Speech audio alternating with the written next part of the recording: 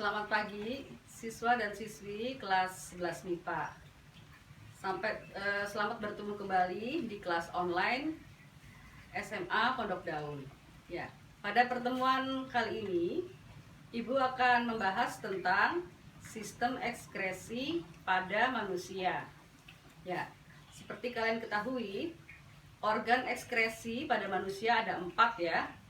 Yang pertama itu adalah ginjal, yang kedua kulit, yang ketiga hati, dan yang keempat paru-paru.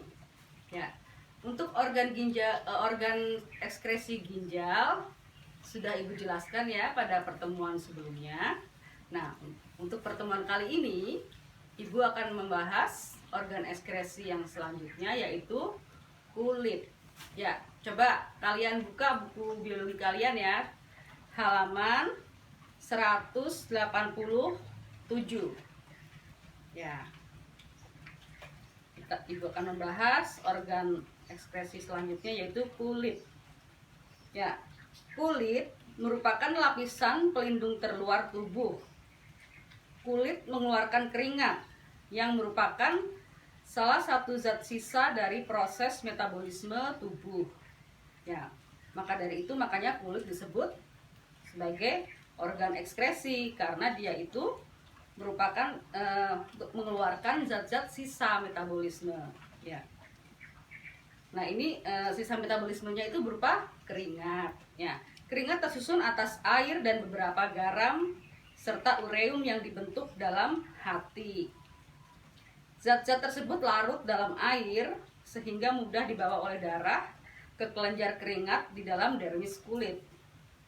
Keringat akan dikeluarkan melalui pori-pori kulit. Nah, sekarang Ibu akan menjelaskan apa sih fungsi dari kulit manusia. Ya, kulit manusia mempunyai 4 fungsi ya. Fungsi yang pertama mengeluarkan zat sisa dalam bentuk keringat. Fungsi yang kedua sebagai alat peraba. Fungsi yang ketiga melindungi tubuh dari panas, dingin, gesekan, kuman-kuman, dan zat kimia berbahaya.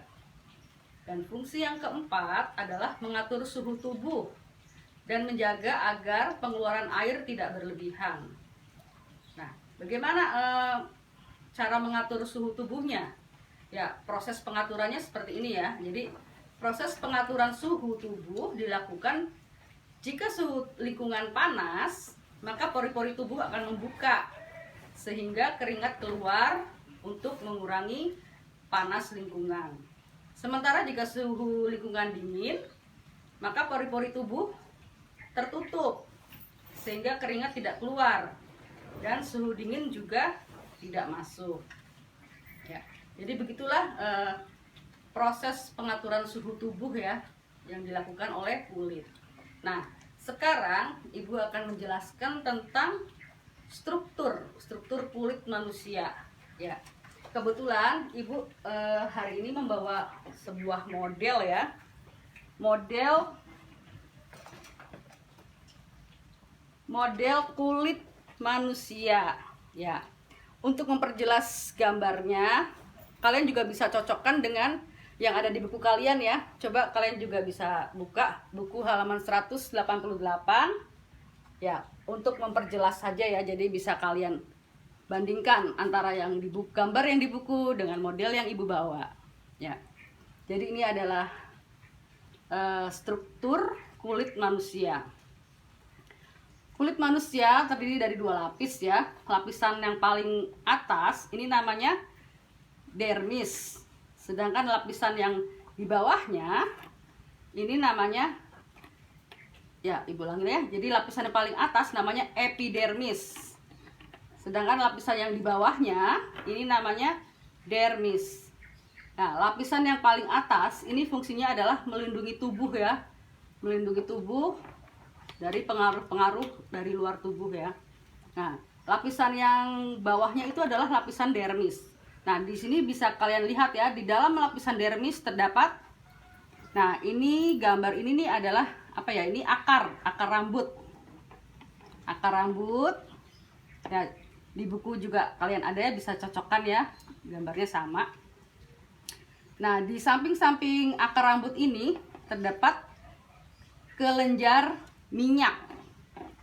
Ya, ini yang warnanya pink-pink ini, yang di samping-samping yang mengelilingi akar rambut ini adalah kelenjar minyak. Nah, di sini ada suatu saluran yang bentuknya seperti berkelok-kelok ya, kayak apa ya, kayak mie gitu ya, warnanya putih. Inilah yang dinamakan kelenjar keringat ya. Ya, ini juga nih, warnanya putih, bentuknya berkelok-kelok, dan ini saluran ini mengarah sampai ke pori-pori kulit ya. Nah, ini yang ini saluran yang berkelok-kelok ini adalah kelenjar keringat. Nah, ini di sini yang merah-merah ini adalah pembuluh darah. Di sini juga ada terdapat serabut-serabut syaraf. Sebetulnya di bawah dermis itu ada suatu lapisan ya, namanya subdermis. Subdermis itu lapisan yang di bawah dermis. Nah, di sini kalian bisa lihat ada suatu granula-granula berwarna kuning. Nah, granula-granula ini adalah lemak ya. Jadi lemak tubuh, lemak. Jadi sebetulnya di bawah kulit manusia tuh yang paling bawah tuh ada lemak ya. Nah, ini adalah yang kuning-kuning ini adalah lemak. Ya, mungkin segini aja struktur kulit manusia. Kalau kalian kurang jelas, kalian bisa lihat lagi di buku kalian di halaman 188. Ya, sekarang coba Ibu akan menjelaskan juga tentang mekanisme berkeringat. Ya, kalian tahu kan manusia itu bisa berkeringat. Nah, itu mekanismenya tuh sebenarnya gimana kok manusia tuh bisa berkeringat? Ya, mekanisme berkeringat adalah proses bagaimana keringat bisa keluar dari dalam tubuh. Jadi banyak tidaknya keringat yang dikeluarkan oleh tubuh itu dipengaruhi oleh beberapa faktor ya. Misalnya suhu lingkungan, emosi, aktivitas tubuh, dan psikologi. Nah, mekanisme pengeluaran keringat itu diatur oleh pusat pengatur suhu yang berada di otak, yaitu hipotalamus. Jika hipotalamus memperoleh rangsangan, misalnya berupa perubahan suhu, maka rangsangan tersebut akan diteruskan oleh saraf simpatik ke kelenjar keringat.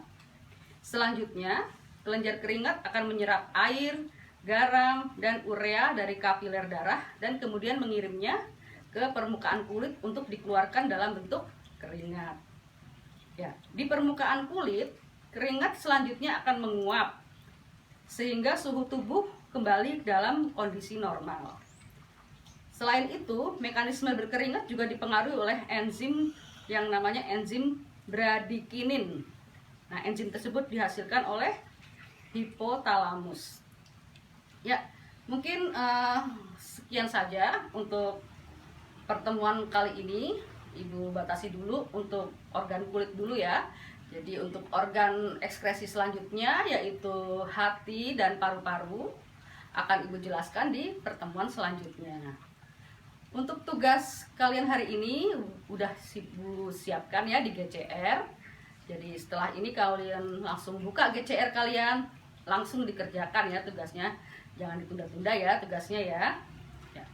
Mungkin sampai di sini dulu pertemuan Ibu sampai di sini. Nah, ya udah, selamat untuk mengerjakan tugas.